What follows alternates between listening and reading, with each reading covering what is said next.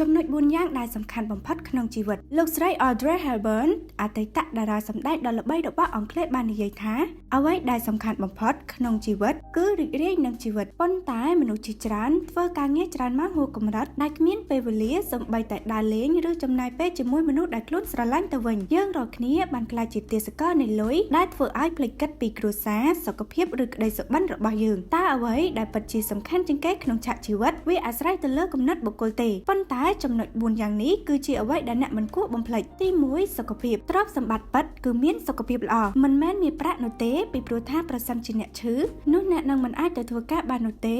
ហើយត្រូវចំណាយថវិកាជាច្រើនសម្រាប់ព្យាបាលថែមទៀតទៅវិញប្រសិនជាអ្នកមានសុខភាពល្អអ្នកនឹងមិនចាំបាច់អស់លុយហើយលើពីនេះទៀតអ្នកអាចរកចំណូលថែមទៀតផងទី2ទំនាក់ទំនងក្តីស្រឡាញ់គឺជាអ្វីដែលមានតម្លៃបំផុតពីព្រោះថាលុយមិនអាចទិញក្តីស្រឡាញ់បានទេមនុស្សយើងមិនអាចរស់នៅដោយគ្មានក្តីស្រឡាញ់បានទេយើងត្រូវការក្តីស្រឡាញ់និងផ្ដល់ក្តីស្រឡាញ់ទៅកាន់អ្នកដទៃដូចគ្នាប្រសិនជាអ្នករវល់តែរកលុយទំនាក់ទំនងជាមួយគ្រួសារឬសង្សារអាចនឹងមានការប៉ះពាល់ទី3គិតវិជ្ជមានលោក Robert T. Kiyosaki ធ្លាប់បាននិយាយថាមិនមែនជាអ្វីដែលអ្នកនិយាយចេញពីមាត់ដែលសំខាន់នោះទេអ្វីដែលសំខាន់គឺការគិតដែលអ្នកប្រាប់ខ្លួនឯងប្រសិនជាយើងគ្មានការគិតវិជ្ជមាននោះទេយើងនឹងប្រៀបធៀបជីវិតខ្លួនឯងទៅនឹងជីវិតអ្នកដទៃដែលធ្វើឲ្យខ្លួនឯងមិនពេញចិត្តនឹងជីវិតខ្លួនឯងដែលមាននេះការគិតវិជ្ជមានគឺជាការទទួលយកខ្លួនឯងនិងធ្វើការផ្លាស់ប្ដូរដើម្បីភាពប្រសើរឡើងទី4កុំភ្លេចពីក្តីសុបិននិងគុណតម្លៃរបស់ខ្លួនឯងជីវិតរបស់យើងគឺខ្លីណាស់ដូច្នេះហើយកុំខ្ជះខ្ជាយពេលវេលាទៅលើអ្វីដែលមិនត្រូវនឹងក្តីសុបិនគុណតម្លៃ